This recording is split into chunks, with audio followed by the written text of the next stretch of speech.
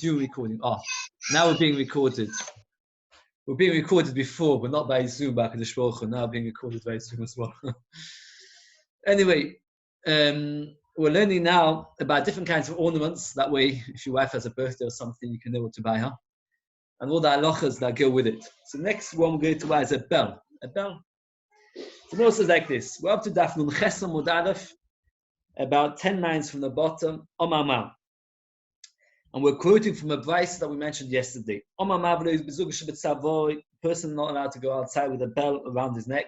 You're allowed to wear a bell around your clothes. Because a bell is an ornament. What's wrong with wearing a bell? It might fall off and you'll come to carry it. Let's be cautious by a bell on your clothes. They also get to fall off. Where it's very, very well attached. Anything which is properly woven, means in the words of Huna, there's two things. One is that there's no gezerah, it might come to take it off a mikveh, and also that it's so well attached that it doesn't come off. And I saw and heard people saying things like, is there any issur to go outside on Shabbos with a shirt? The buttons might fall off, and if the buttons might fall off, you might carry. The answer is no. Why is there no issur to go outside with a shirt? Or the buttons might fall off. The Torah says, because they are so well attached, it is very rare for them to fall off. Similarly by a bell. If it's attached properly on, why should you be chayshish that the bell is going to fall off? And therefore it's permitted. It's only the neck, the one around the neck, which is not attached so well, that Chazal forbade it. Omama. We carry on quoting from the Brayse. Not with the seal around his neck, not with the bell around his neck, they're not mekabel tumah. So a bell of an animal is not mekabel tumah. Rashi tells us the reason it's not mekabel tumah is because for something to be mekabel tumah, it has to have some use. Now, a bell hanging around the person's neck is an ornament. It's like a necklace. And therefore it's mekabel tumah. Ornaments are mekabel tumah. Animals do not have ornaments. So a bell around an animal's neck, if you ever go to a farm and you see a cow walking around with a bell around its neck, you should know it's not mekabel tumah. Says the Gemara, Zug to behema in mekabel tumah. I'll ask a contradiction. Zug shel behema tomei. A bell of an animal is tomei daf nun chesam base top of the page. V'shel deles tohi. A bell hanging on the door is tohi. A bell hanging on an animal is tomei. A bell hanging around the door is toy. The reason why it's toy if it's hanging on the door is we have a halacha that anything which mechubel a karka is not mekabel tumah. A house is not mekabel tumah. A door is not mekabel tumah while it's attached to the house. A bell attached to the door is also not mekabel tumah because it's attached to the door. So therefore, the house not become tummy by tzuras. That is the one case. So I'm talking about, let's say, by a mace or by a zov touching it and things like that. The house itself does not become tummy. Now, there's a famous halacha which we've already had many times, even though we've only done brachas and Shabbos, we're going to have it again many times. And that is like this. For something to become tamei, a thought alone works. To stop something from becoming tamei, a thought is not enough, an action is needed. I will explain. Let's say I have a bell, and I think I'm going to use it on my animal, so it's mekabel tumah, because the thought alone that I'm going to use it for an animal, that makes it mekabel tumah. But if I use it for an animal and I change my mind and I want to now use it for a door, a thought alone will not take away the status of tumah. Rather, you need an action. For example, putting it on the door is also not an action. You have to do something to change it in order for it to not be mekabel tumah anymore. We had this also by a piece of leather. Let's say you have a piece of leather and you decide you're going to keep it as it is.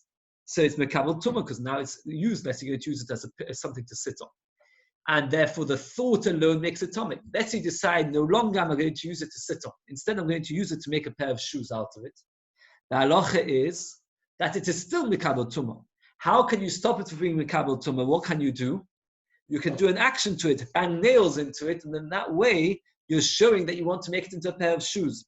So to make something able to get tumah, you just need a thought. To take something away from tumah, you need to do an action. So with that introduction, the rest is very straightforward.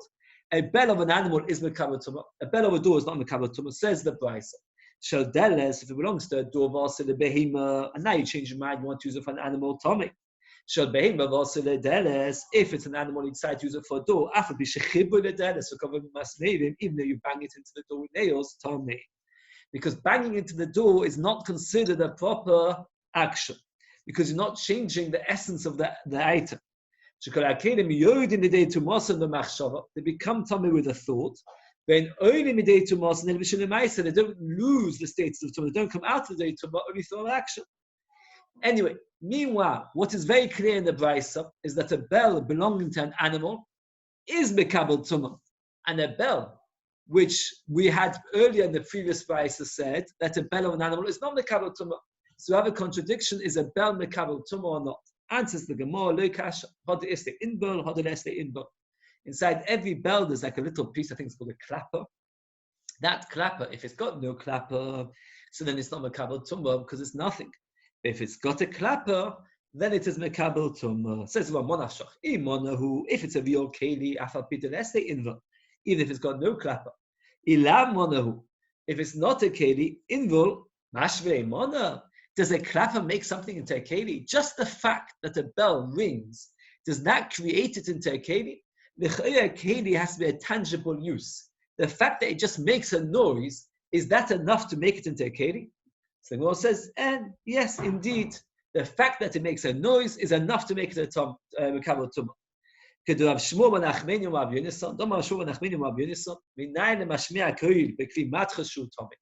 How do you know that all metal things, if they make a noise, they're mekabel tumah? That pasuk was said by Melchemes Midon. They came back, and Moshe Rabbeinu and Elazar came out to greet them, and they told them the halachas of tumah v'tar and kashering, because they wanted to use the vessels they got from Midian for themselves. So they needed to know the halachas of tumah v'tar and kashering. And he said anything that goes in the fire must go in the fire. We have this about Pesach.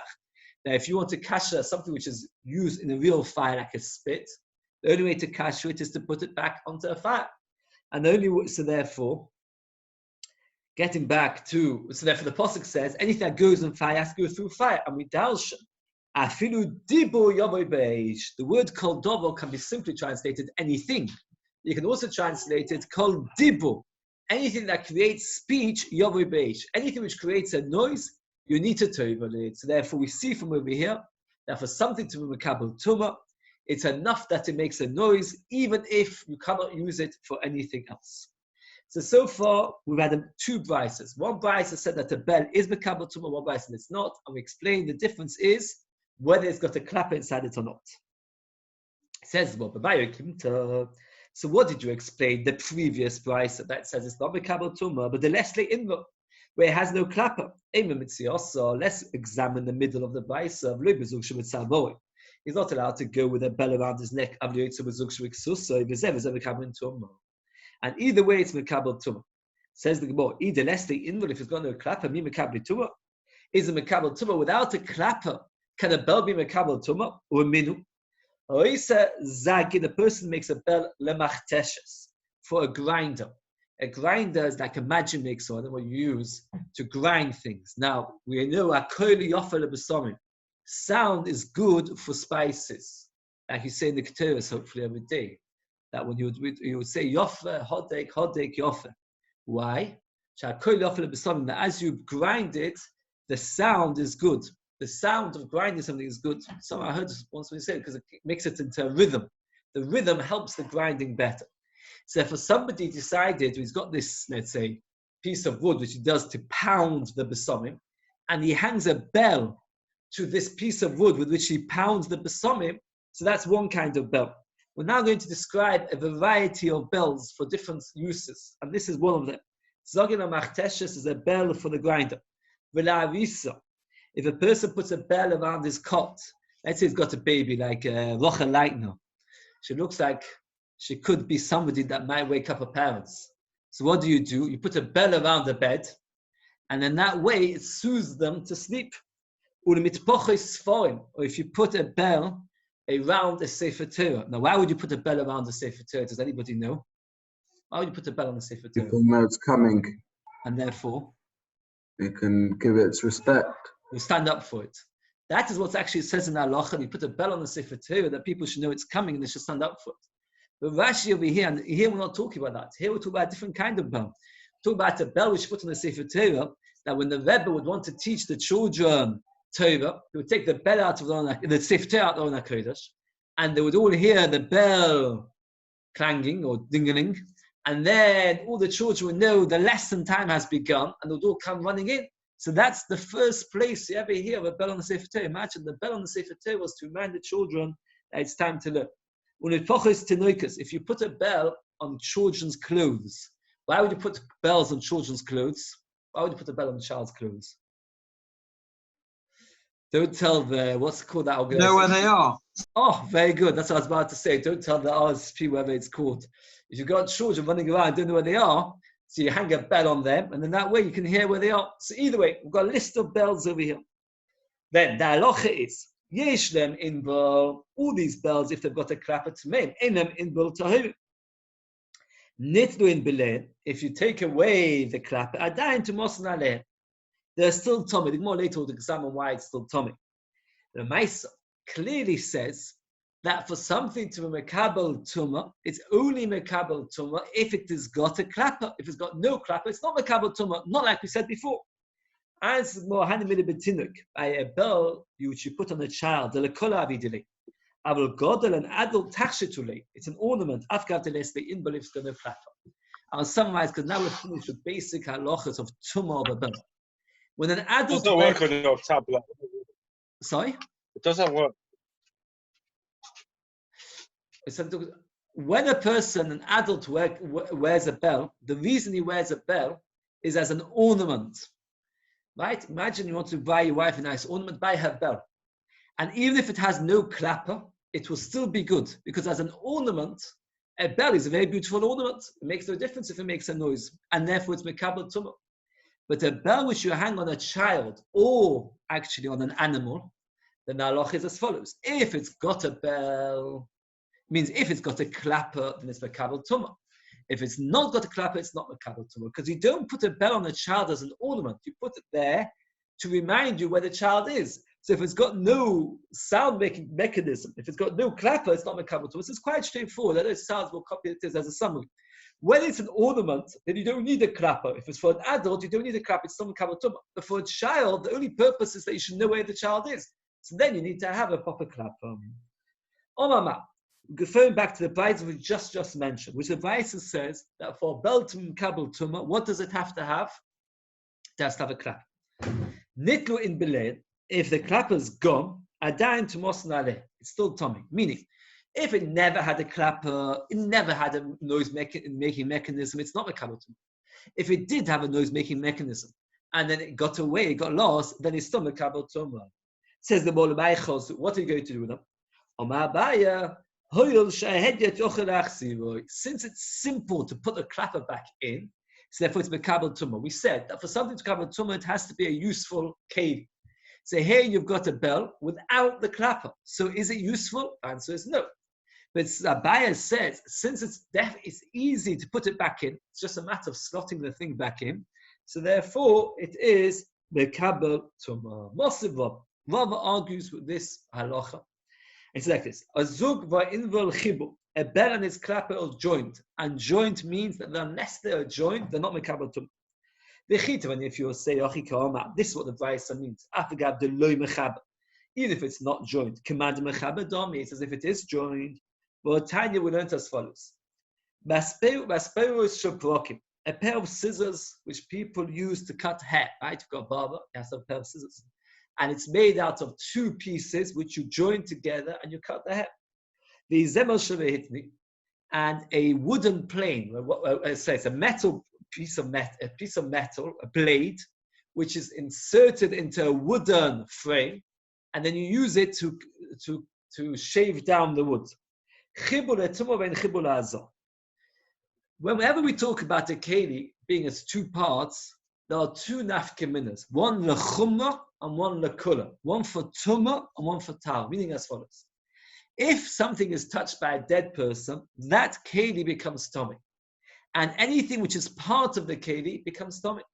So therefore, if you've got a pair of scissors and a dead person touches one of the blades, the halacha is, If we say it's all one keli, the entire pair of scissors will be tummy.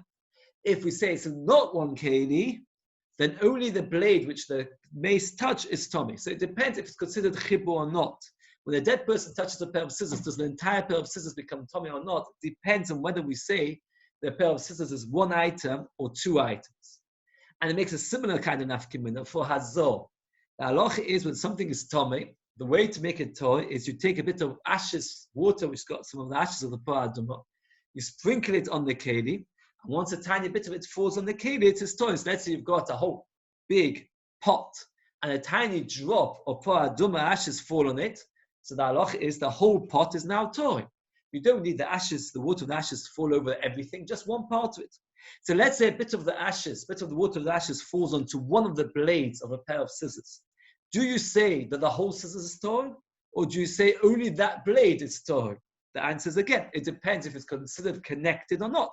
If it's one keli, so once the drop of water falls on one blade, the whole thing is torn. If it's not one keli, you need that the water should fall on both blades. So we've got two nafkin minas, two differences. One's a chumma, one's a kula. One for tuma, one for tara, whether a pair of scissors is considered to be two separate items or one item. And this brisa comes along and tells us that we're machmir both ways. When it becomes tomei, meaning when a mace touches one of the blades, we say, oh, it's one pair of scissors, and the whole pair of scissors becomes tomei. And when we're trying to make it toy, we're machmir again. And we say, well, the water of the ashes only fell on one blade. It never fell on the other blade, so the other blade is still tomei, which is very strange. When it comes to tumah, we say it's one item, and therefore the whole thing becomes tomei. When it comes to tara, we say, well, it's two separate items, and therefore you need two separate sprinkling.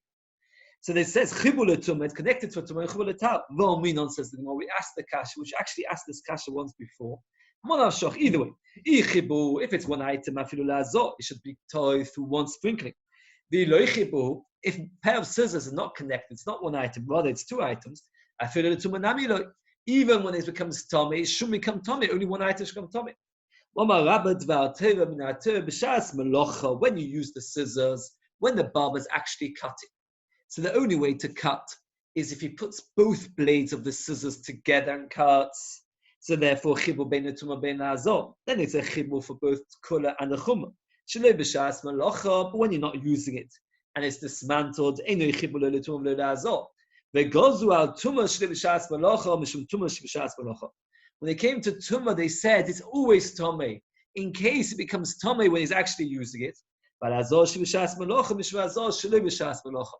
And when it comes to tara, we say it's always two items because of the fact that you might come to be matayah when you're not using it. Again, a pair of scissors, we had the question, is it one item or two items? The nafkamina is a chumrah or kula. A chumrah, when it becomes tomei, do you say that one becomes tomei or both become tomei? And a kula, if one of them gets sprinkled the ashes, the water of the ashes, do both become tomei or not? And we answered that we're both were machmir. Asks well, it's contradictory. How can you be machmir in both cases? Answers well, it's derabanan. When you're using a pair of scissors, it's one item because you use them together. When you're not using a pair of scissors, it's two items because they're two separate pieces. Then midrabanan, they said that we always go to chumrah. For tumah, we always consider it to be one item and make everything tomei in case you're using it at the time and indeed it is one item. And for tara, we always say it's two items in case indeed it is two items because you're not using it. Either way, we see clearly in the verse that when we say the word chibur, what does the word chibur mean? Chibur means that it is one item. So we see that a bell with its clapper is one item. So therefore the Gemara asks as follows. We said earlier that a bell which is missing, it used to have a clapper, and the clapper came away. That the halacha is, it is still mekabel tumah. Abaya explained, why is it still mekabel tumah? Because it's easy to put it back in place. Says, Rava, that's not true, because we have another verse that says chibur meaning that has to be properly joined. If it's not joined, it's not a chibur.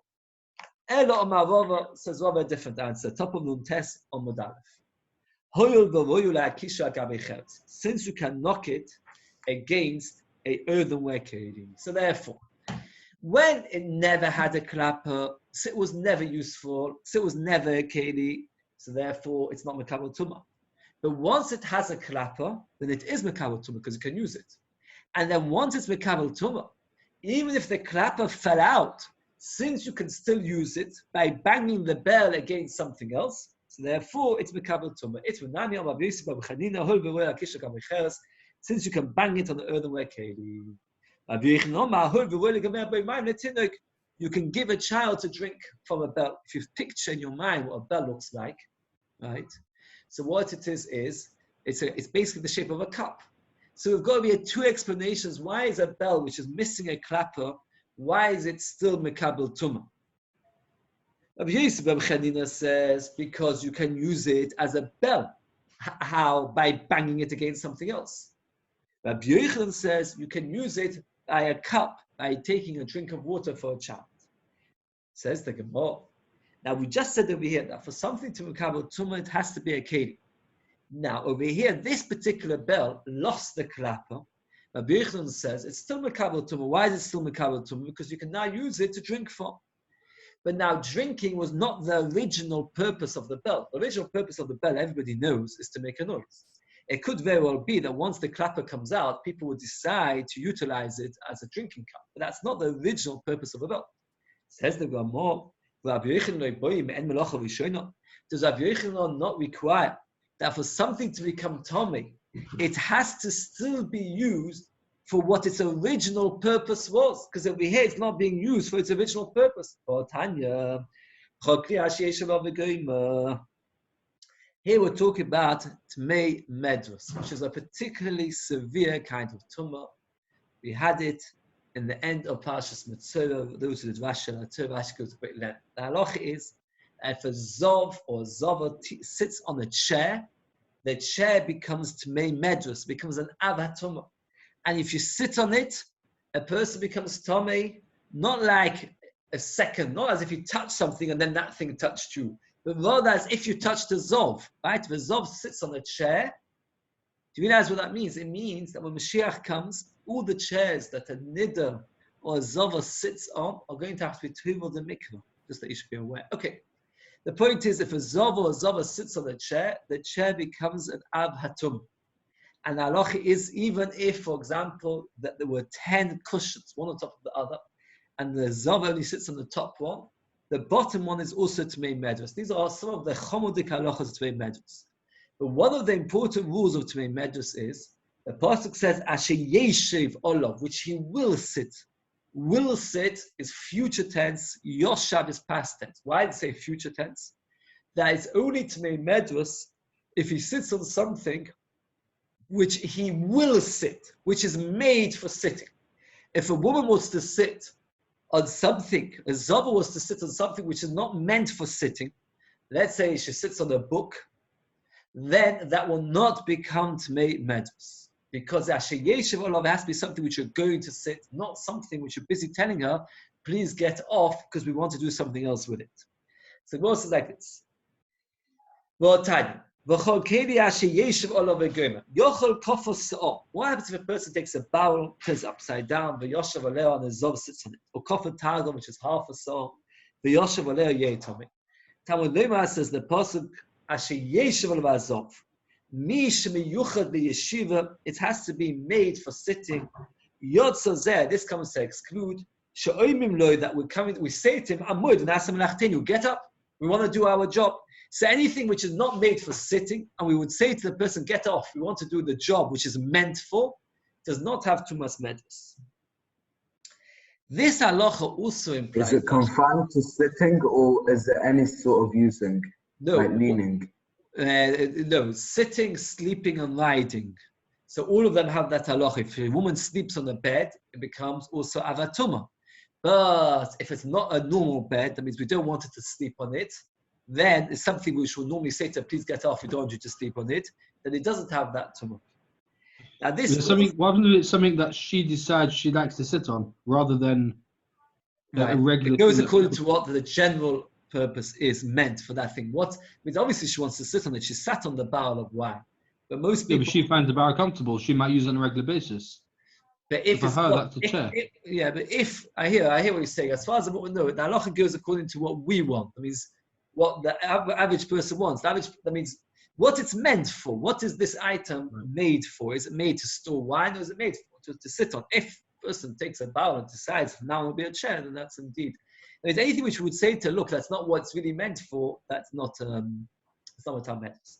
But this also implies, Rashi says this great arichus, another halacha, that let's say, for example, you have this report in this Rashi. That's what I'm saying. It's a very long Rashi report. Let's say you have a cushion, which is 3 tvachim by 3 tvachim, which is a very good thing to sit on. It doesn't even need to be a cushion, just a piece of leather, 3 by 3.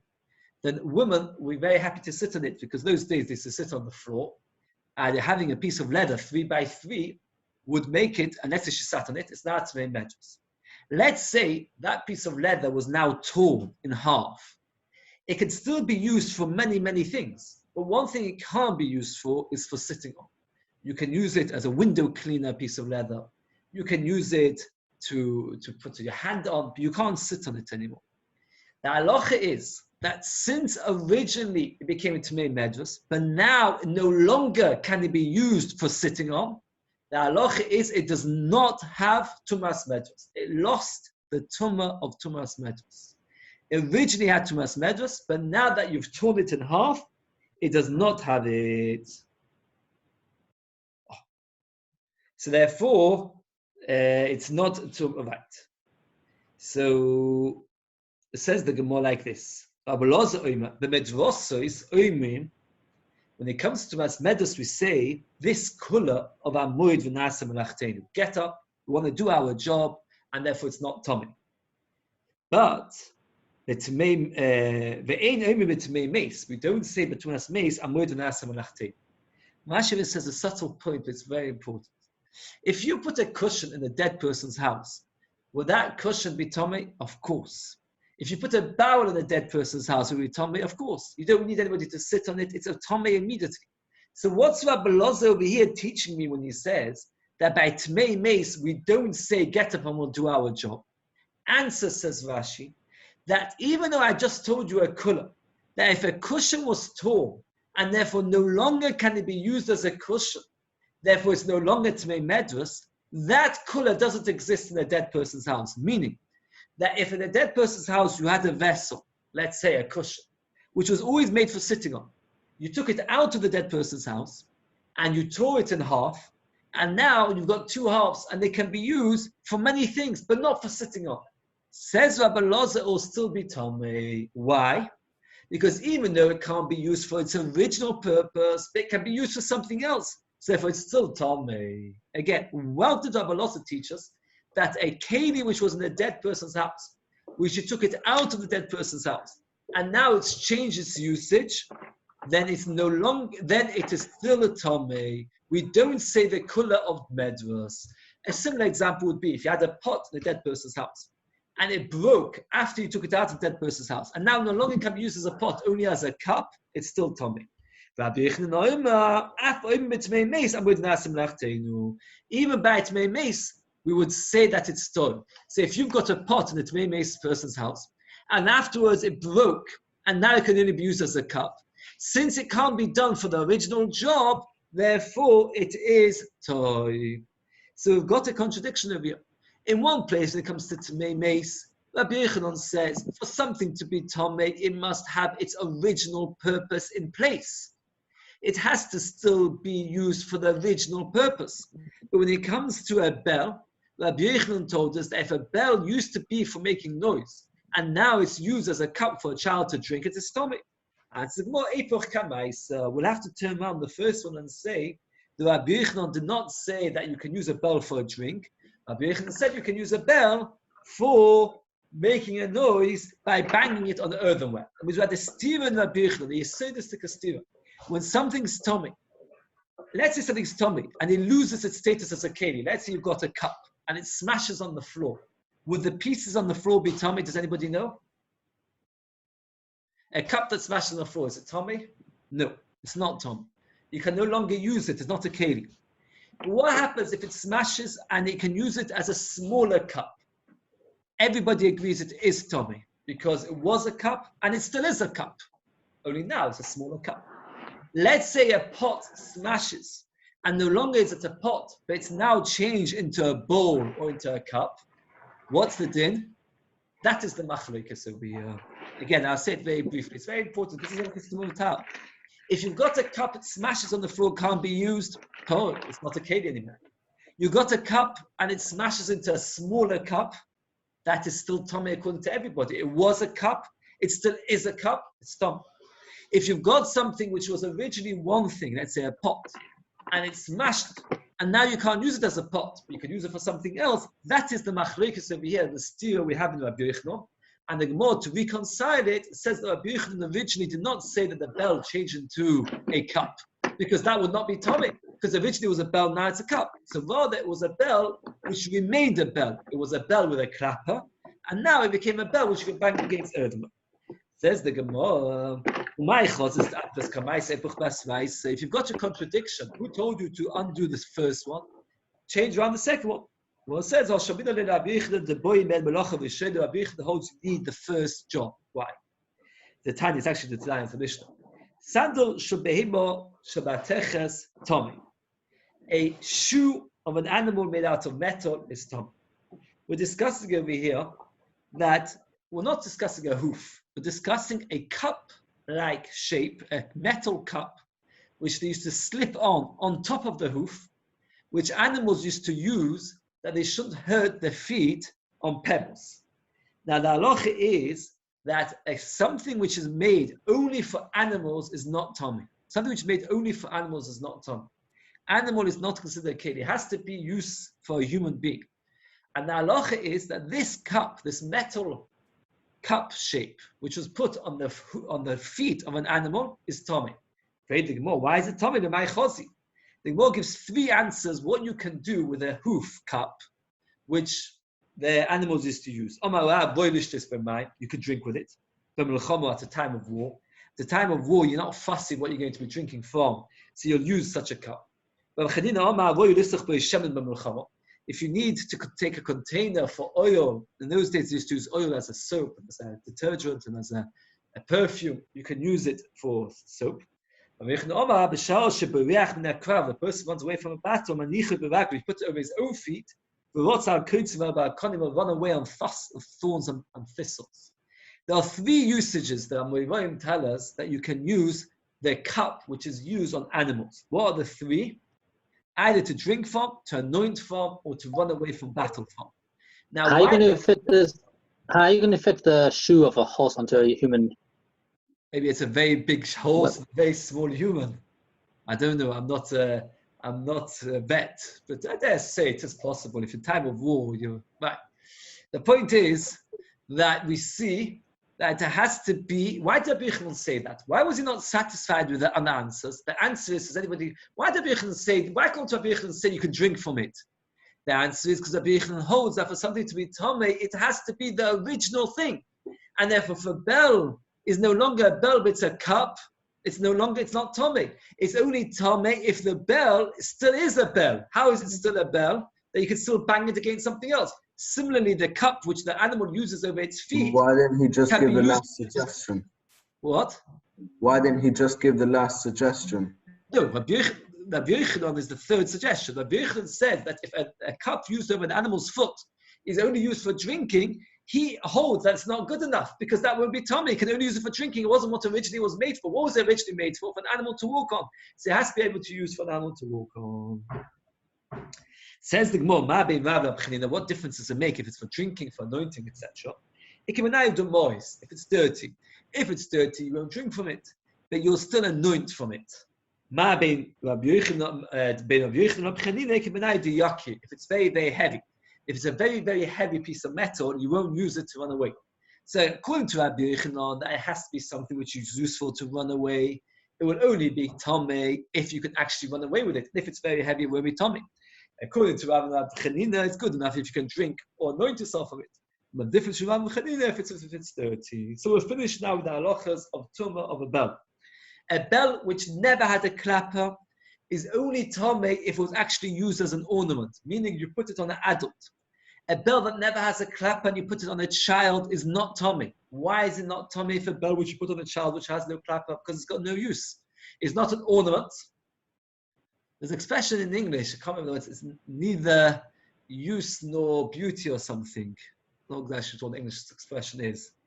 Neither love nor, I'm not sure. Anyway, the point is like this, a clapper on a child which doesn't have a bell inside, it doesn't have a bell which doesn't have a clapper, is neither beauty, because a child you don't ornament with a belt, nor is its use, because at the end of the day it's got no clapping, so you can't even hear where your child is. It's not a kalatuma. If it did have a bell and the bell fell out, so then it's machlokas why it's mekalatuma. Either because you can bang it on something else, alternatively because you can use it to give your child to drink from. And we'll finish with the hard sugyas. We'll finish with the tumah. Now we're going back to different ornaments on Shabbos. A woman's not allowed to leave her home on Shabbos with an ornament which looks like a city of gold. A picture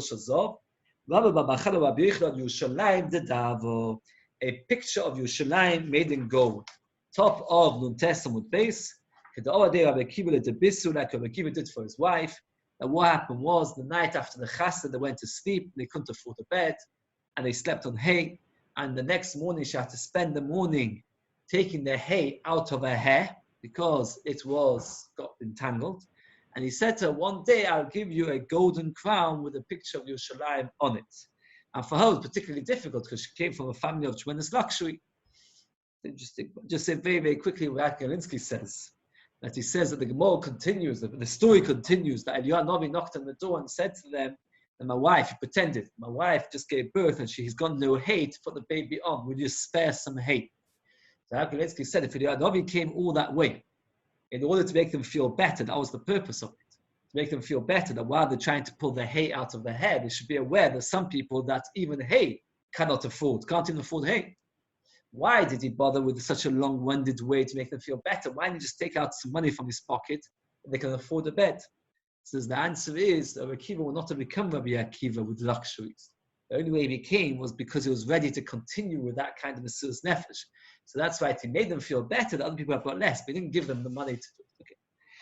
So, for example, the Gemara says, Torah which I learned with difficulty, he sha'omdali, ba'af chochmasi omdali. Always think the Torah which we learn with a struggle, you get much more schar, and actually you remember it for much, much, much longer. So this Torah that we're learning now, which is much more difficult because it's not in the proper base of Medrash, and not clearly, it's not in the same kvutz and everything else, this Torah will last us much, much longer. A woman mustn't go out with a crown of gold. Amir says she's chayav chatos. That means she's over with the Raisa. She's not chayav chatos because it's only the Rabbanon. She's allowed to go out even with the Rabbanon's mutter. But Michael Mifliki, we'll explain simply. It's not an ornament. It is a burden. The Rishonim ask, how can a crown of gold not be an ornament? Surely it's not a burden. At the end of the day, a crown is an ornament. And I saw the Rishonim say, interesting svara, fascinating svara, that women did not wear it to make themselves look pretty. Women wore it that people should know how wealthy they are. And since people wanted to exclaim their status, and that is not considered an ornament, that's considered a burden. I don't know if you've got another pshat, it's the only pshat I have seen. That's considered a burden. It's not an ornament. It's not like earrings or something which is an ornament. It was made just for a burden. It's only an ornament. Who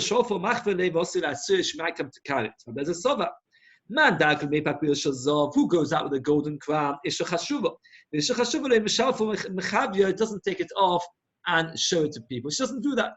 So we've got a three-way machlokes regarding a golden crown. The mayor holds it's a proper burden. It's like carrying a cup on your head. Sefer Chatos. The Chachamim say it's not a burden, it's an ornament. But it's forbidden because you might take it off, show it off to your friends, and then that way, what will you do? Carry it for Amos. Rabbi Lezer says, who walks around with such an ornament? Only a very important woman. A very important woman doesn't show off to her friends, which is perhaps one of the curses of Kulam we mentioned yesterday, that women nowadays walk around with ornaments. Perhaps nowadays all our wives are considered chashuv, and since they're considered chashuv, they don't show off the ornaments. Now the Gemara describes many different kinds of ornaments. So we also like this. Klilo. Klilo is a kind of crown. Rav osa. Rav forbade it. Here. It's not really a crown. I shouldn't call it a crown. Where can you see it? It is, I'm not sure the good word for it would be a band. Tiara. Tiara. Okay, tiara. It's a string round, and then you've got a gold piece over here. Or we'll see a cloth piece. It's a kind of crown. Rav also the small short. It says, The Gemara's got two versions now. This is the first version. If it's made out of metal, that means it's a gold thing, let's say, or silver metal. Everybody agrees it's forbidden. Why is it forbidden? Because it's such a beautiful thing. Women will come out, take it off, and show it off to their friends. But what happens is it's not made out of gold, it's made out of cloth, and embedded in the cloth is gold and silver. That the main thing is the gold and diamonds inside it, and she'll show it off to her friends. The main thing is the cloth, and cloth is not so important, and she won't show it off. So the Gemara is like this: if it's made out of metal or gold, everybody agrees it's forbidden. Made out of cloth, embedded with gold, it's a machlekes. That's one version. Rashi Masni Lekula, he had a more lenient version. There are ruksavs made out of cloth, the Kulamalo Pliga the Shoy. Everybody agrees it's mutter because people don't show that off. They only argue regarding a metal gold one. Somebody, one man holds that she might show it off. Come to carry it. Who goes out with such a beautiful thing? Only important women. She will not come to take it off and show it to people. So therefore, it's okay. So we've got one machlokes. One version is that with a cloth one, it's definitely, with a metal one, it's definitely forbidden. With a cloth one, it's a machlokes. The other version is with a cloth one, it's definitely permitted, and with a metal one, it's a machlokes. The Feirush almost almost made a Rav. You told us clearly the name of Rav, Klila Shari, that a tiara, a crown is mutter. And Rav before said it is also. How can that be? The answer must be they only forbade it when it was made out of metal, gold. But when it's made out of cloth, it's permitted. They told Rav the following statement: Also Gaba Rabba Arika, a tall, great person has arrived from Eretz Yisrael and Nahado, Umatla, and is limping. V'dorash Klila Shori, and he's telling everybody that to wear a crown is permitted.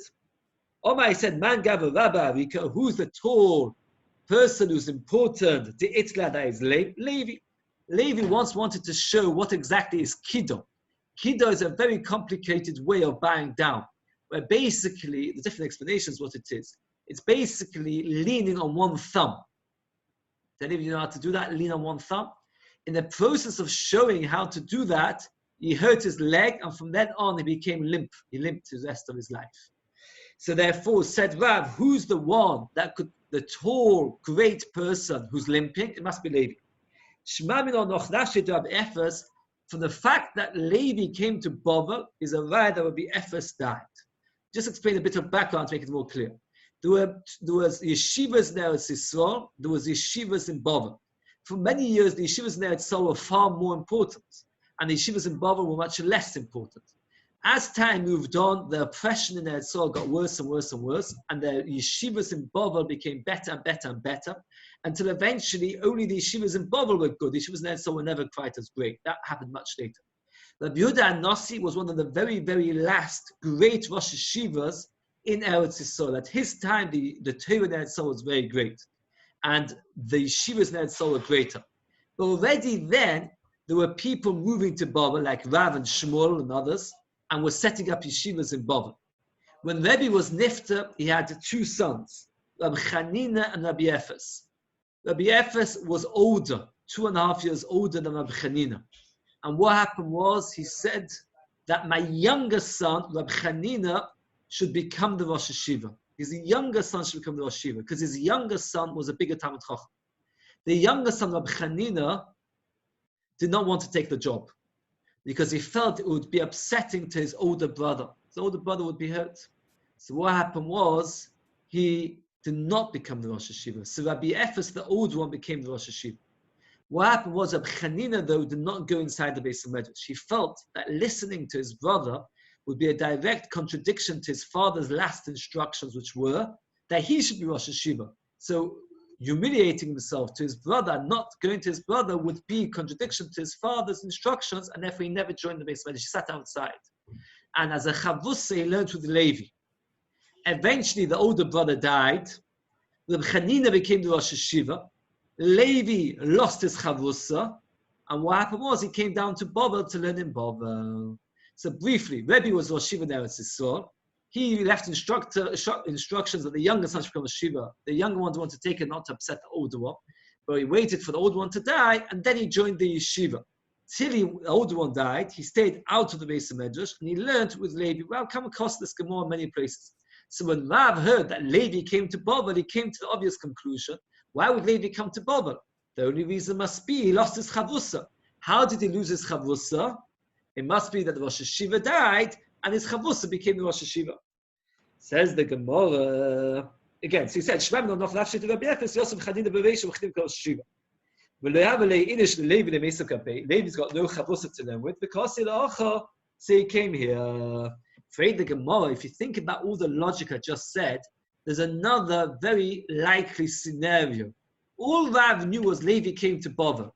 What did Rav draw the conclusion? That the Rosh Hashiva had died, and Levi's chavusa had taken over, and that's why Levi came to Bovel. What's another very likely occurrence? Is that Levi's chavusa died. Maybe Rabbi Chanina died. Maybe Rabbi Chanina was nifta. Rabbi Efes could Rabbi Efes still the Rosh Hashiva. Who told you the Rosh Hashiva was nifta? And Chanina took over. Maybe Rabbi Chanina died, and that's why Levi's got no chavusa. So the Gemara says again, says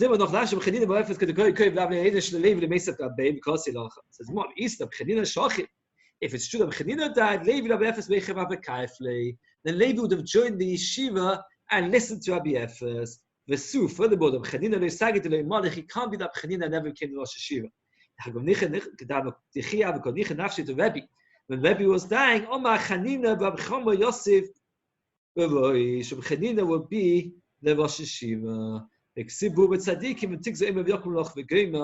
That whenever a tzaddik says something, it happens. I mean, since Rebbe said that Rabbi Chanina should become the Rosh Hashiva, even though Rabbi Chanina never took the job, it's impossible that he should never become the Rosh Hashiva. Of course, one day he has to become the Rosh Hashiva, because whatever a tzaddik says eventually happens. And since the tzaddik said that this person is going to be the Rosh Hashiva, of course he was going to be the Rosh Hashiva. Now the Gemara, so we're finished with that story. The Gemara carries on. You're allowed to wear a crown or tiara. The whole Na'ador, 24 people walked out on Shabbos with a crown.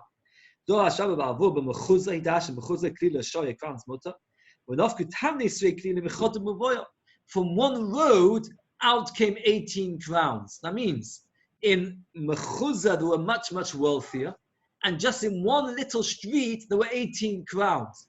In Na'ador they were not so wealthy, and in the whole town there was only 24 crowns. A camera is permitted.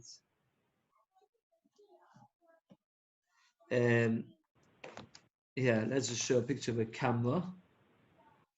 An adornment belt. An adorned belt, if you can see it.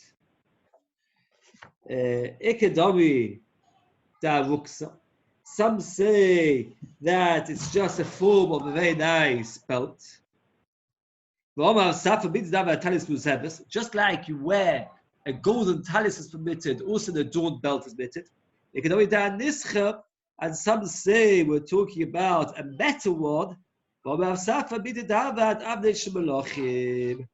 like a belt of kings, which is made out of metal, is okay. Says the Gemara, what about an adorned belt over a normal belt? Two belts, that's forbidden. An adorned belt on top of a normal belt, that is forbidden. I remember when Farag speaking about this, that he would see people wearing a Shabbos belt and putting it over their trousers. And he used to say, you're doing an Issa. Why? Because your trousers already have a belt. So therefore, you can't put a belt on top of a belt. Rather, you have to put the trousers on your belt, and afterwards you put your coat or your jacket, and let's say your coat has no belt, then you can put the Shabbos belt over your coat. But to put a belt on top of another belt, that is forbidden. If you look at the third to top thesis, this thesis fall down the loch. I remember he says mention this thesis. It's forbidden. And he says like this. We'll miss out a few lines because it goes to another thesis, another Gemara. Sometimes a person will wear a coat over a jacket, over a shirt, over a vest. So if you can wear many layers, why can't I wear many belts? Because that is B'shula Kol, because people wear many layers because they're cool. You only need 2 belts, man. Wearing 2 belts is not normal, it's carrying, and it is forbidden to wear 2 belts. And it's very important, you mustn't wear 2 belts. If it comes to it, it is forbidden. Okay. Omar Ravashi, hi v'sukkah. This v'sukkah is like a big cloak. It's a corset in English, I saw, I looked it up. A corset. It's something which you tie around your whole body. If it's got threads to tie it on tight, shori, because it won't fall off. The eloiv, if not, also. That means if you wear something which you tie it on well, it's okay. But if it's not, then it is forbidden. Okay. You're not allowed to wear catlock. My catlock, menakto pari, that it catches the crumbs. A catlock is a kind of a ornament which was like a very, very wide metal collar, which a woman would wear. We talked about it earlier. Why they would wear it very tight. Does anyone remember why they wear it very tight? To look plump. And the Gemara over here says it served another purpose. It was catch all the crumbs that they were eating. If you look over here, while she was eating, if she had this very wide metal collar, it would catch all the crumbs while she was eating. So that is forbidden. Nizamim, you're not allowed to go out with rings. Nizme'af is nose rings. And here I made a mistake yesterday. I said Nizamim that all rings are forbidden. I made a mistake. Rashi here says that only nose rings are forbidden because nose rings are very easy to take off and to show off. Earrings, Rashi says, is permitted. There are 2 explanations why earrings are permitted. Either because they're more delicate to take off, or because since the woman has a lot of hair, the earrings are not so visible and she doesn't show them off as well. So I made a mistake. I mean, so we don't pass like either one. We're allowed to go out nose rings or earrings. But I said in the Mishnah that earrings are forbidden, earrings are actually permitted. And not with a ring that has no signet. A ring, anybody can see a ring, has 2 parts. Here I've got a very detailed picture. Everybody can see. You've got the ring, the circle, and the top bit. What we call the top bit, a signet, a seal. I'm going to call it a seal to stick with that word, but it's not really a seal. You've got always a ring, a band, the circle, and on top of the band you have a seal. I'm going to call it a seal, but if there's a different word that you prefer, you can just translate it differently. So the word says like this, that the Mishnah told us a ring without a seal is awesome midrabon. If it has a seal, so be awesome that too, because then it's like carrying a proper thing. It's not just an ornament, it's actually carrying, again, something which is an ornament is mutter minater, because you're allowed to wear an ornament on Shabbos. But it's forbidden midrabanon. Why is it forbidden midrabanon? Because you may come to carry it, right? So it's forbidden midrabanon because you may come to show it off and carry it. But something which is minha, but something which is a proper item, like a cup, it's not awesome midrabanon, it's awesome minater. It's obviously not an ornament. All women's ornaments are tummy. Those are, what do we call them yesterday? Chokers.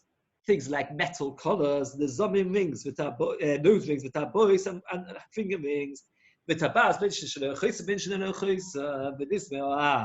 and nose rings. The Mishnah in Kelim says all these things are tummy. Whether they have a seal, whether they don't have a seal. So we see that either way, whether a ring has a seal or not, it is tummy. There is contradiction to our Mishnah. Our Mishnah says that when is a ring considered a keli only if it's got a seal? If it's got no seal, not. And that Mishnah says it makes no difference. We have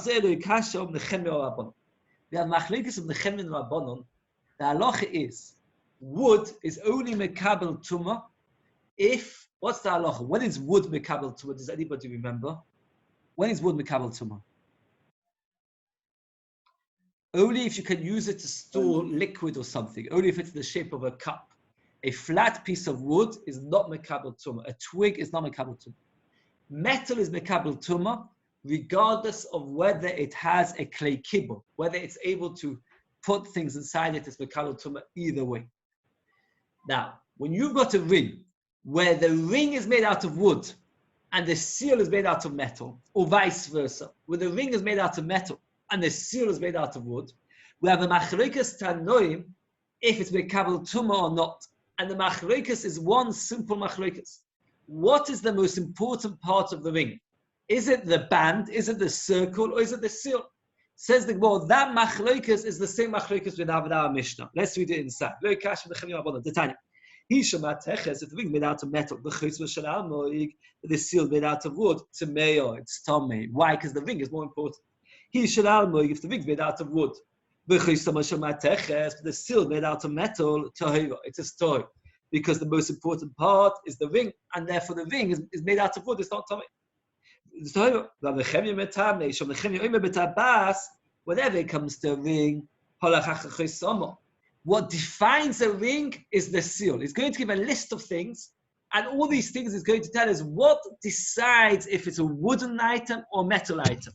How do you decide something if it's wood or metal? If you've got a table, how do you know if it's a wooden table or metal table? Every table is made out of a bit of wood, a bit of metal. Most tables anyway are made out of a bit of wood, a bit of metal. So how do you know if it's wood or metal? And so it depends what's the main part of the keli. So the Gemara says like this: if the Chevya holds a ring, you go after the seal. But oil, when it comes to a burden, a yoke, go after the samloinov. Samloinov are the pegs that keep the yoke in place. Samloinov, those are the pegs that keep the yoke in place. If they are metal, it's Mekabel Tumah or not. Bekolov, with a wooden shelf, top of Samachalaf on the Aleph, Bekolov wooden shelf, go after the nails. And you see, this is an interesting kind of wooden shelf. If you ever want to sell things in the market, this is how you should sell it. You take a big wooden plank and you bang nails into the wooden plank, and then you hang on the nails different items like belts, watches, and things like that. That is, you go after a rack, you go after the nails. The sulam, a ladder, you go after the steps. But also, in scales, you go after the chains. If the chains are metals, it all goes after the mamid, what keeps it standing. Again, the Nehemiah holds the ikka of a ring is the seal. The ikka of a ladder is the steps. The ikka of a scale is the chains. Therefore, by our Mishnah, he says, if it's got no seal, so therefore it's only a tachshit. But once it has a seal, so then it's considered a proper keli, and therefore it's tomei, and therefore it's considered a burden. Mashain came the other Mishnah in Kelim, which says it's got nothing to do with this seal. They hold that, like the Chachamim, that the main part of the ring is the actual circle, the band, and therefore either way it is considered a Kelim. Rav Amal, it's Tadim Ketani. Let's get to the two dots. We've got it goes either way. Yesh lechoisem tachshit to ish. Ein lechoisem, it's got no choisem tachshit to ish, it's a tachshit of a woman. But Rav holds like this. When a ring has a seal, then a man enjoys it as an ornament. When a woman wears it, it's got no. Then it's only if it's got no seal. A woman doesn't like to walk around with a ring with a seal because she wants to look beautiful. So therefore, she looks at a ring without a seal. And a man wants to show that he's going to business. So the better the seal, the more of an excitement it is. Shabbos you're asking contradiction from Tumah to Shabbos. Tumah klimaisa machmona, anything which is a tool, anything which can be used. Vekeliu, if it's got a seal or no seal, it's a keli, and therefore it is tomei. Shabbos b'shum maser machmona, if it's got no seal, tachshit, it's just an ornament and it's not a keli, and therefore it's not asunat here. If it's got a seal masoi, then it is considered a burden. The Gemara answered 3 different tirutzim to the steer from our Mishnah to Mishnah and Keli.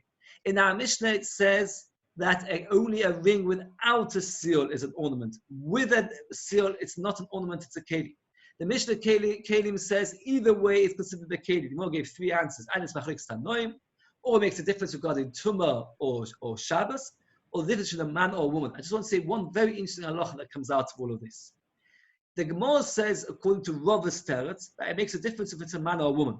A woman prefers to have no seal, because if it's got no seal, it looks like an ornament, and therefore then it's an ornament. For a man, if it's got a seal, then it's an ornament. The Rishonim point out that if that is the case, if that is the case, by a man walking around with a seal, where it's an ornament, l'ch'ora the halacha should be forbidden because of the fact that he may come to show it off. And yet in our Mishnah, it doesn't talk about that. Our Mishnah only talks about a woman with a ring without a seal. It does not talk about a man with a ring with a seal. And the Rishonim say from here, we see an interesting thing. That women take off the jewelry to show other women to admire. Men do not take off the jewelry to show other men to admire it. And therefore, nowadays, certainly that we take out jewelry, it's permitted. But even in the time of Chazal, when a man would not wear, well, a man or a woman was not allowed to wear, a woman was not allowed to wear jewelry, a man is allowed to wear jewelry. It's important to halacha. A man is allowed to wear jewelry, as you see from Rabbi's tales. Why is a man allowed to wear jewelry? Because it's not in the nature of a man to start taking off his jewelry to admire and therefore come to carry it. Okay, I wanted to get to the Mishnah, we didn't manage. Today's daf was actually non-test, so Baruch Hashem we've actually managed to catch up. I never like to be behind. Tomorrow's daf with Shabbos Samach already even started it. I just wanted to finish the sugya, not to stop in the middle. The truth is, we don't do Shabbos. Therefore, we do have to get a little, and it's very hard to do Shabbos in these late Motzei Shabbos. I would like to have a share. Okay, Mr. Hashem, and all of you get your lechams ready, because it's not such a long period. Actually, it isn't. No, I thought it was shorter than that. We've got some nice Agadita as well. Okay, Mr. Hashem, very good. Shkerech, everybody. I'm sorry for getting a bit over time. I didn't want to stop in the middle of quite a complicated cheshbon. The difference between the seals. We're finished now with the rings, and now we're going to come on to something else, easier things. Remember that the Torah that we learn with an effort, that Akiva learned Torah with hay around his hair, so we're learning Torah with zoom around our eyes and noise around our heads and a mess around our feet. I don't know, I'm not sure unless your children tidy up after themselves. I find we have clicks in every corner of my house. I don't know who invented clicks. I wish I would have, because they seem to be very, very popular. Everybody got any good news to tell me? Anything? Any questions? Any hours? I said over the beginning that Musofa, I was speaking to Musofa. He said he thinks we should challenge every second week, he said, because the way things are going, he thinks we're going to be in lockdown for a very, very long time. And he doesn't want people to run out of challenge. I don't know, we'll have to see. But it's he said that he doesn't see it, it's not something which is going to be, because the truth about it is, he said a very important point, that however machmir the government are, we have to be more machmir, because we know that life is very, very important. And if the government decides for economical reasons to open it up, it doesn't necessarily carry that we should, because at the end of the day, we have a greater chashivas for life. Anyway, we should all be zecher to only hear besuas till it should all be well and satisfied. Shkerech, everybody. Israel, my cousin started Cheder already. Oh. But it's not full day and there's distancing and everything, but it's ready. They have had a much, much better run of it than we've had. I don't know why it is. Only 200. Because they reacted straight away to it. And they value life. And they have better medication, you think? I don't know. It's strange. How are you, Harvey? They've got a similar population to New York. In New York, 11,000 people died. In Israel, like 250 or less, 220. They Same had population, like about 8.5 million. Okay, so how can that be? I don't know. Because they value life more than the Goyim do. Does that mean they are better? I hear. So I makes me think I should move to Eretz Yisrael. I don't know why. Move back. Yes, move back. I'm sure. It's interesting, isn't it? It's fascinating, that 200 something people were nifted in Eretz Yisraal. In England, every day 200 people were nifted. Every day, 800-900. No, it's gone down. Today it was 200 and something. That's it. I mean, not that's it, but that's it's getting better. It's getting better, it looks like. Mr. Shevish should be completely well. Very good. Okay, nice. Say that. Okay, okay, good night. It's good. Tough.